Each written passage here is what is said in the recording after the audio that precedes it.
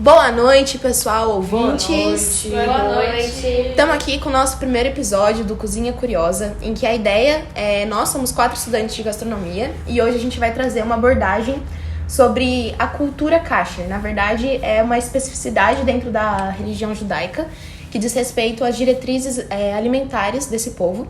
E hoje a gente vai entrar um pouquinho, trazer curiosidades, a história, como que funciona. E eu espero que seja interessante para vocês adquirirem um pouco de conhecimento sobre isso, que é uma forma muito diferente, né, de viver e de seguir o alimento, que é uma coisa muito sagrada e tem muitas regras, assim como no geral da comunidade judaica existem muitas regras, né, de conduta e tal. Então a gente vai abordar um pouquinho isso com vocês e espero que seja interessante para vocês que estão ouvindo. Sim. O kasher, kosher, depende da forma que você quiser falar, são meio que leis. São leis que, dentro do judaísmo, né, do Torá, que trazem especificações sobre o alimento, né, sobre quais alimentos pode consumir, o que não pode consumir, a forma de como o animal, a forma do abate do animal, quais animais podem e não podem ser consumidos. E a gente vai trazer um pouco sobre o máximo possível de informação sobre isso, né? Como a Betina tá falando, a parte de como o alimento é preparado, quais são os rituais que envolvem todo esse processo, onde gira em torno do kasher, né? Que diz respeito justamente às diretrizes alimentares. Então, aqui para começar, a gente separou os principais tópicos a respeito disso. E o primeiro que a gente pode trazer para vocês é com respeito à separação que eles fazem da carne e do laticínio. Então, essa é uma das leis mais fundamentais dentro da dieta kasher, porque eles falam assim que você não pode misturar a carne com o laticínio. Então, você não pode consumir eles juntos ao mesmo tempo, dentro de uma refeição. E, além disso, também existe a separação também dos utensílios. Então, se você está usando um utensílio para manusear carne, você não pode usar esse mesmo utensílio para o laticínio. Sim. E isso é uma lei, assim, que... É a principal, a principal lei. Por que você falou? Então, explica um pouco melhor disso. Foi algo que eu fiquei muito curiosa para saber o motivo, né? Muitos judeus ortodoxos, eles só seguem porque tá mandando e eles não se importam o motivo. Mas outras pessoas que querem saber, né, têm curiosidade, perguntam para rabinos, e isso não é concreto, mas é algo que faz muito sentido, que eles falam que o leite representa a vida e a carne representa a morte. O leite é o alimento da mãe para o filho e a carne é a morte do animal para consumo. Então, por isso que eles não misturam os dois. Nossa, faz todo e é uma sentido. coisa que faz muito sentido se for pensar assim, né, até a gente no cotidiano é uma coisa interessante para levar, assim, de não misturar morte com a vida, né? E essa questão de utensílios que a Michelle falou, acontece muito dentro de casa de judaicos, assim, que eles têm até pias separadas, né? Que é uma pia só para carne e uma pia só para manuseio, tipo, de laticínios. Desde utensílios, tudo, forno, tem os extremistas que tem até forno. Que separado. Nossa. Caramba. Tipo assim, eles fazem o abate do animal, tem um monte de restrição, e aí depois tem leis depois desse abate pro consumo também. E eles seguem isso de uma forma muito religiosa, porque tem todo uma concepção espiritual por trás. Então não é só, tipo, um hábito aleatório, sem fundamento, não. Tudo tá enraizado dentro desse conceito. Sim. Outro tópico na preparação dos alimentos é o ritual de abate, como já foi falado, né? Que o processo ele é conhecido como shechita e é realizado por um shochete, que é treinado e certificado para isso. Consiste que o animal é abatido por uma lâmina de forma rápida, cortando a traqueia. E o que faz a morte ser mais rápida e indolor para o animal, né? Legal. Tudo isso girando dentro desse conceito de que projetado para o animal sofrer o menos possível. Porque eles acreditam que, tipo, tudo de novo tá relacionado a essa carga espiritual. Então, se o animal ele tá sofrendo na hora do abate, isso vai trazer para você meio que a dor do animal na hora do seu consumo. Sim. Então, eles fazem bem essa separação. E aí, isso entra no outro tópico que diz respeito à remoção do sangue. Porque, de novo, o sangue ele vai simbolizar essa parte vital do animal. Então, a pessoa que está indo consumir, a ideia é que ela tenha esse desprendimento máximo dessa parte do sofrimento que está relacionado ao sangue. uma coisa interessante também é que, segundo a crença judaica, e várias crenças também, né? Que todos possuem corpo e alma. Tudo que alimenta o corpo também alimenta o espírito. Sendo assim, caso o alimento ou o preparo não esteja de acordo com os princípios do judaísmo, é relacionado com impureza espiritual. Só que é diferente do que a gente chama de certo e errado, né? Porque pros judeus, consumir alimentos não kosher diminui a sensibilidade espiritual e da absorção do Torá, pois o que o corpo ingere afeta a mente e a alma. Sim. Que é bem interessante isso, né? Porque se você for consumir um animal que teve uma morte meio que pesada, isso influencia Sim. na questão da espiritualidade deles, né? E eles verificam até os órgãos, né? Tipo, eles olham órgãos específicos dos animais, como pulmão, fígado, intestino, pra ver se tem alguma normalidade, alguma doença. E, tipo, se tiver, eles não ingerem isso. Cara, e eu acho isso muito interessante e muito positivo também. Tipo, isso de você olhar pro animal e, tipo, ver que ele não é, tipo, um pedaço de carne somente que vai te alimentar. Exatamente. Ele, tipo, era uma vida ali. Ele tem também uma alma, ele tem um corpo espiritual, digamos assim, que também vai ser ingerido na hora que você vai estar consumindo. Sim. Então, tipo, eles não fazem essa dissociação que muito aqui a gente tem. De, tipo, animal é carne, alimento e dane-se de onde ele vem, a procedência e tal. Então, é uma forma muito mais lúcida de você enxergar o animal. Além do alimento, assim. E entender que isso vai trazer uma simbologia espiritual pra você. Então, eu acho isso muito interessante. Sim. E pensando nesse sentido também, outra regra importante, né, da dieta kosher diz respeito a que tipos de animais eles consomem. Então, eles têm uma proibição de alguns animais e tem o consumo de outros. Então, por exemplo, mamífero como boi, carneiro e cabra, então ruminantes, eles são considerados kosher, enquanto animais como porcos e coelhos são proibidos. E aí as restrições quanto aos peixes. A gente tem o atum, o salmão e a truta, que são considerados kosher. E aí os crustáceos como moluscos e mamíferos marinhos não são considerados. Isso porque para você ter esse alimento considerado kosher, o peixe ele tem que ter barbatana e escama. Mas certas partes do animal, como gordura específica, o nervo ciático, são proibidos de ser consumido. Então, de novo, toda essa questão de, tipo, olhar para o alimento, ver que tipos de características fazem com que ele seja um alimento proibido ou que não... ou que então é considerado ok de você consumir.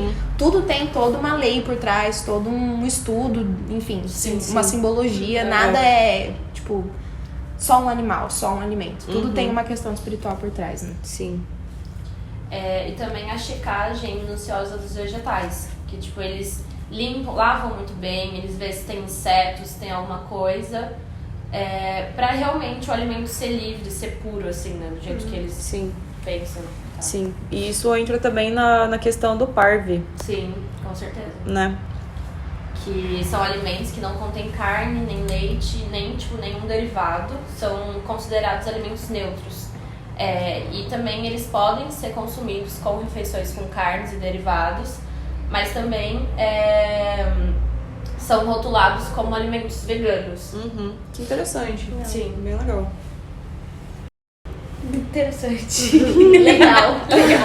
Não, então, agora que a gente trouxe pra vocês os principais pontos com relação à dieta kosher, a gente vai mudar um pouquinho o viés, na verdade não mudar, né? Vai falar um pouquinho mais profundamente, mas com respeito aos mitos, né? Sim. O que a gente... Porque assim, como é uma cultura completamente diferente, às vezes a gente pega informações, assim, do boca a boca, do que as pessoas acham que é, e toma como verdade, mas não é bem assim. Existem mitos, e aí hoje a gente vai trazer pra vocês alguns dos principais mitos e desmenti-los, né? Trazer a realidade sobre eles.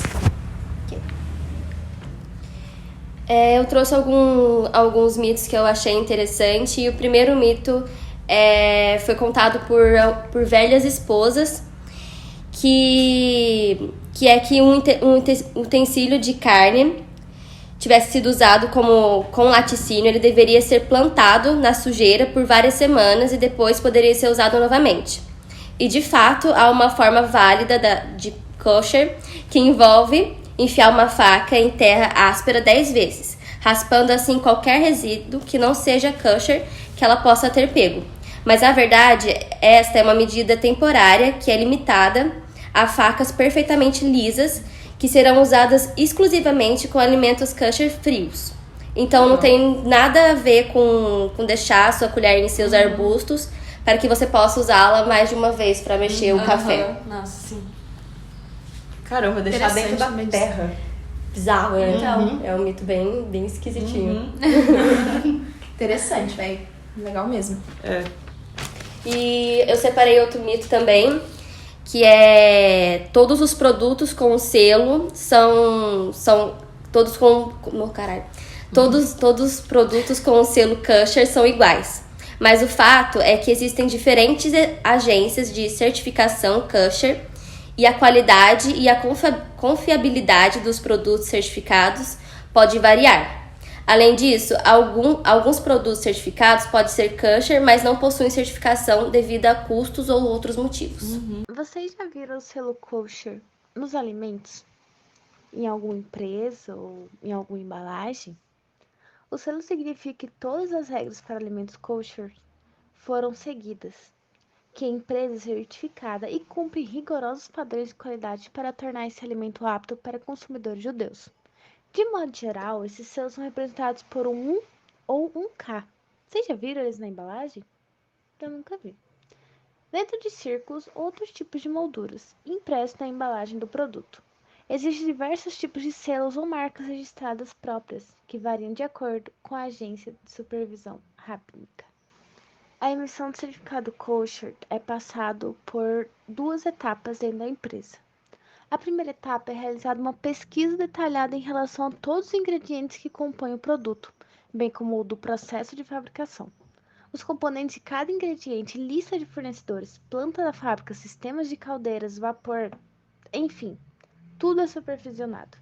Essa pesquisa é feita de forma remota, por telefone ou e-mail, em caráter sigiloso. Se tudo estiver de acordo, é possível iniciar a segunda etapa, que após a análise das informações da primeira etapa, em constado que todos os critérios da alimentação kosher são atendidos pela empresa, é agendada uma visita de um rabino ortodoxo à fábrica para a aprovação do produto e emissão de certificado. É importante destacar, muito importantíssimo destacar, que a emissão de certificado depende da total colaboração e transparência das informações prestadas, tanto pela empresa que busca a certificação, quanto pela entidade judaica que emitirá o certificado. Bem interessante. E tem muitos produtos que a gente consome que a gente não sabia que era kosher. Por exemplo, eu tava pesquisando produtos processados, assim, né? Que a gente vê no mercado no dia a dia. E alguns, que eu lembro agora, era sucrilhos. Caralho, Sucrilhos Kellogg's, sabe? É kosher. Aquele iogurte daquela marca Atilate, Sei. sabe? É kosher também. Nossa.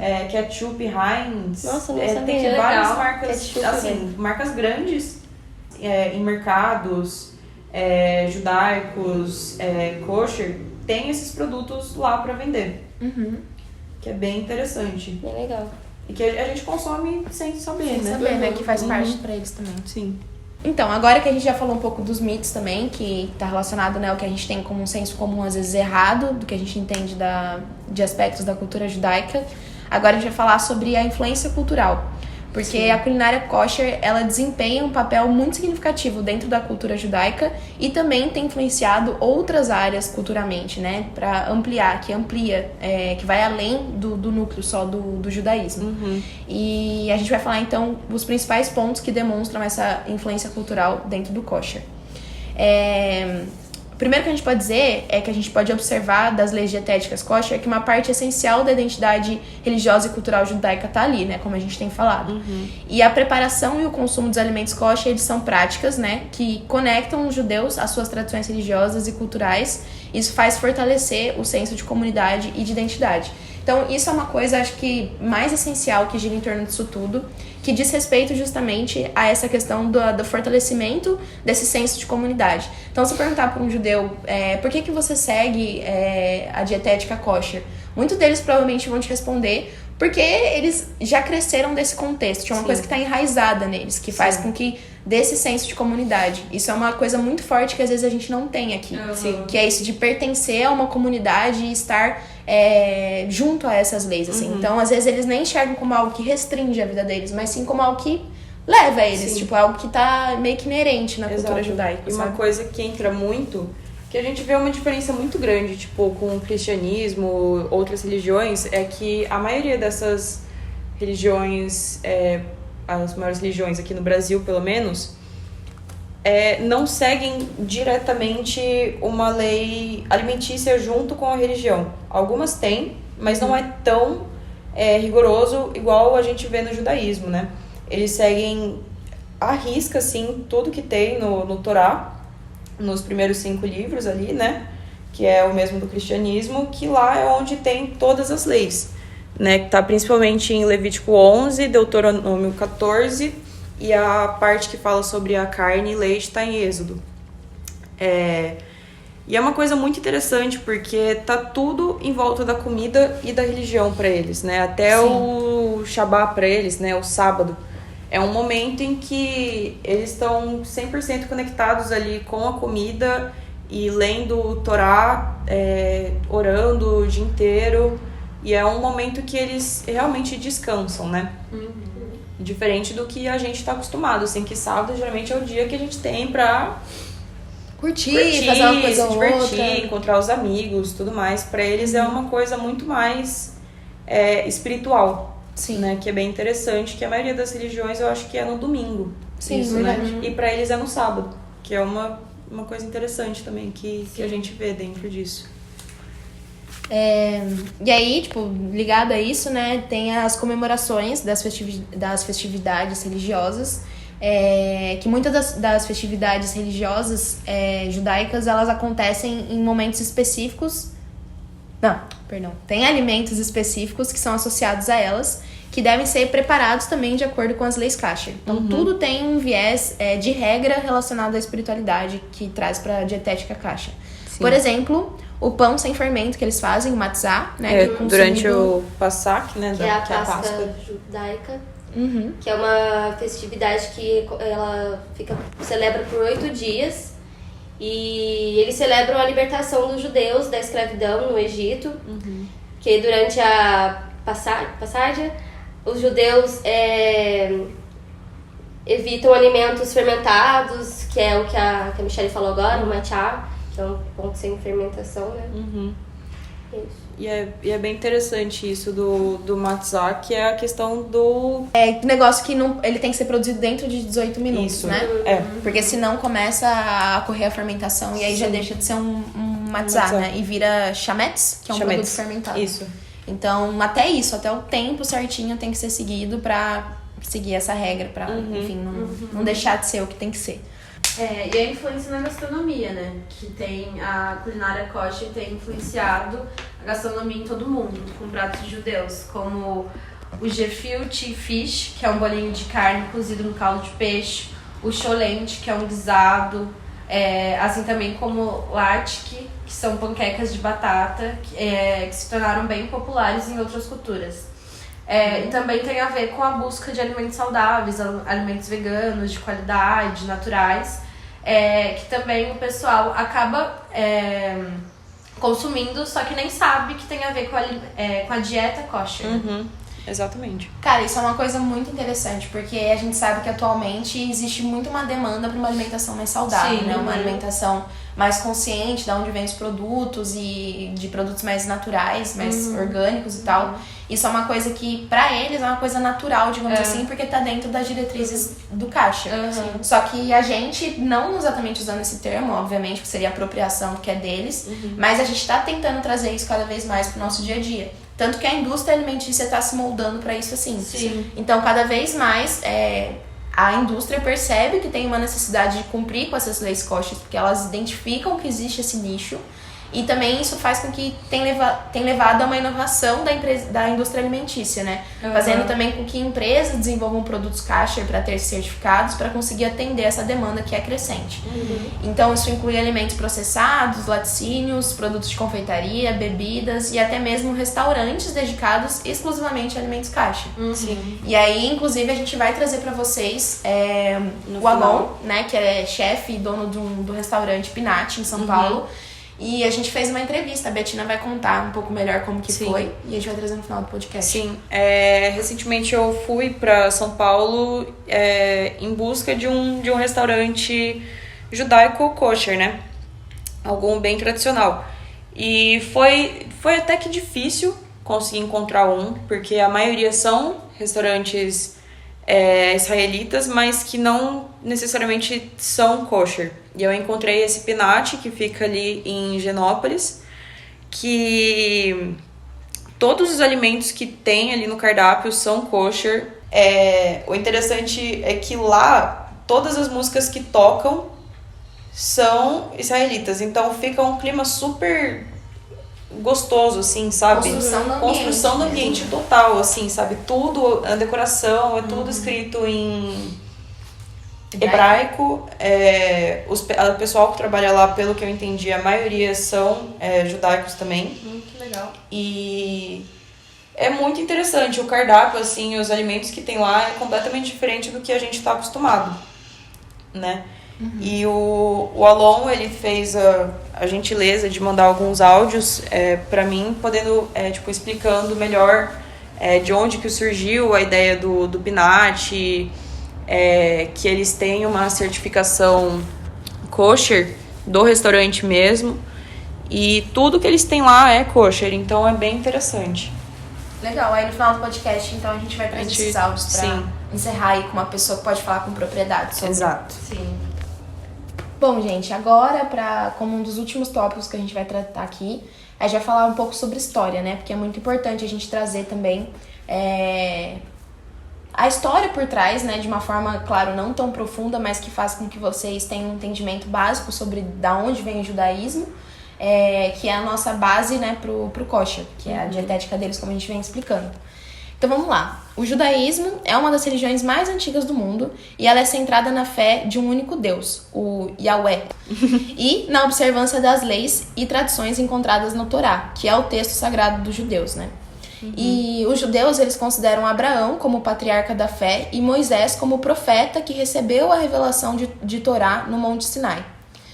E, além disso, o judaísmo enfatiza a importância da justiça, da ética e da responsabilidade social, bem como a valorização da família e da comunidade. Então, a gente sabe que a comunidade, como a gente já falou aqui no podcast, esse senso de comunidade, cultural, de família, é o que o judaico mais preza, assim. Sim. Toda a base de estilo de vida, alimentação, enfim, formas de pensar, tudo vai ser pensado no contexto da comunidade. Então, esse senso de individualidade que a gente tem muito pra cá, não é tão presente no judaísmo. Sim. Lá eles sempre pensam no todo, na questão da espiritualidade, da comunidade, antes de ser uma coisa individual, assim. Sim. Então o senso de comunidade é muito, muito forte. Sim, e se for ver, isso é uma coisa muito grande quase no Mediterrâneo inteiro. Sim, né? verdade. Que isso é uma coisa que a gente tá aprendendo bastante também agora. Que uma coisa que eles prezam muito no Mediterrâneo é isso da comensabilidade, né? De estar em volta da mesa, compartilhar sempre com as pessoas que estão ao seu redor, sempre dar o melhor do que você tem na sua casa, né? Em questão de alimento para as pessoas. E isso de hospitalidade, né? Sempre estão muito abertos para receber as pessoas e é uma coisa que a gente vê também dentro do judaísmo. Sim, e a gente pode falar que os judeus é um povo que passou por muita coisa ao longo da história, um povo que sofreu muito. Exatamente, tanto o exílio como a diáspora, o holocausto, mas mesmo assim eles ainda mantiveram sua identidade cultural e religiosa através das práticas como a observância do sábado, que a gente comentou aqui, a celebração de festividades como o Pessah e o Hanukkah, e como o nosso principal tópico aqui, as diretrizes alimentares kosher. Sim. Então, é um povo que passou por muitas coisas, que, tipo, tem uma história, né, infeliz em vários sentidos, mas que mesmo assim, eles mantiveram esse senso de comunidade, esse senso de cultura. Talvez até isso tenha sido fortificado justamente pelas coisas que eles passaram. Então, tipo, isso de ser um povo sem terra, de que tá ligado às guerras atuais que a gente tá vendo ali na Palestina e tudo mais. Então, é um povo que tem um senso de identidade muito forte, porque eles precisam ter isso para se manter unidos. E é basicamente isso. Nosso podcast De culturas alimentares. Eu acho que a gente conseguiu trazer de uma forma, claro, um pouco simplista, assim, mas os principais tópicos para entender um pouco sobre algo que não é tanto do nosso dia a dia, na verdade não é nada muito do nosso dia a dia. Sim. Como os judeus eles têm esse senso de comunidade muito forte que a gente falou, às vezes a gente acaba sendo um mundo um pouco distante se a gente não é judeu. Então é interessante a gente trazer isso porque cada cultura tem um viés único em vários sentidos, assim. E é muito interessante pra gente, como estudante de gastronomia, entender como que funcionam outras culturas e ainda mais uma dieta que tá ligada às especificidades da alimentação. Exatamente. Então eu espero que vocês consigam ter entendido mais ou menos a ideia. E agora a gente vai ficar com a conversa que a gente teve, né? Com o Alon. Vou colocar aqui. E as perguntas que eu fiz pra ele foram mais voltadas pro restaurante dele. Mas eu acho que é interessante também trazer isso, né? Eu perguntei se tudo que tá no cardápio é kosher. Perguntei se existe um público grande em São Paulo que é judaico, que consome sempre no Pinat. De onde surgiu o interesse de abrir o restaurante. E se o público-alvo, a maioria é kosher. E ele trouxe todas essas explicações. E é isso. Muito obrigada por ouvirem. Muito obrigada. Muito obrigada. Espero que vocês tenham gostado, espero que vocês gostem. Sim. Valeu, Lud. Tchau, Ludmilla. Tchau, Ludmilla. É isso, gente. Fiquem agora com o áudio, então, do Alon, explicando um pouquinho como funciona o restaurante dele. E até uma próxima aí na nossa Cozinha Curiosa. Exatamente. Obrigada pela audição. Tchau, Muito obrigada. Beijos, boa noite. O Pinat surgiu, a ideia do Pinat surgiu de um jantar em família, lá em 2009, que a gente não, meu pai trabalhava com comércio no Bom Retiro, aqui em São Paulo, e aí a loja dele foi diminuindo e acabou falindo, e a gente não sabia, a gente sentando, conversando o que a gente poderia fazer, etc., a gente teve a ideia de fazer o Pinat, principalmente pelo falafel, que é uma receita da minha avó paterna. E ela tinha passado a receita para minha mãe. E a gente já fazia umas falafadas em casa e todo mundo gostava. Então a ideia inicial foi por conta do falafel. O que fez a gente abrir o Pinat foi ter um bom falafel. E graças a Deus agora a gente vai fazer 13 anos, né? Em 2009 teve a ideia, até abril de 2011 e agora em abril a gente completa 13 anos. Eu acredito que em São Paulo, pelo que eu já ouvi, tem por volta de 60 mil judeus, mas desses 60 mil não são todos os judeus que consomem kasher, entendeu? Eu acredito que o público kasher deve ser uns 10% desse número de pessoas. Então a gente tem sim um público fiel, mas também existem outros restaurantes kasher na cidade. Eles acabam então revezando assim, né? Mas tem restaurante japonês, tem bastante pizzaria, então não é que todos vêm aqui. Aqui a gente tem um certificado, que eu te mando uma foto, que significa que o certificado significa que tudo que é produzido aqui na loja é kasher. Então, se o estabelecimento tem esse certificado, automaticamente tudo que a gente faz aqui na Pinat é kasher. Quando a gente começou a pensar em abrir, a gente sabia que por cidade de São Paulo ser uma cidade grande, etc., a gente acreditava muito em poder atender um público num geral, brasileiro num geral, né? Não só quem é kasher. Isso é o que deu a maior vontade de abrir, foi estourar essa bolha, tá? E graças a Deus agora, 13 anos depois, quase 13 anos depois, nosso público maior é público de não judeus do que de judeu. Isso foi construindo a cada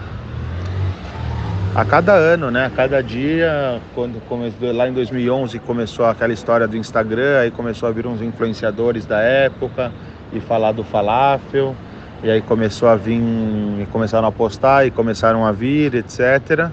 Aí começou a sair nas mídias impressas, graças a Deus a gente é bem falado assim pela cidade. Então hoje nosso público no salão é de 70% não judeu e 30% de judeu ortodoxo, que segue a dieta kasher. Então foi isso, nosso podcast Cozinha Criativa. Espero que tenham gostado desse pequeno trecho do Alon conversando um pouco com a gente sobre o Pinat e trazendo um pouco sobre a cultura kasher. E até a próxima!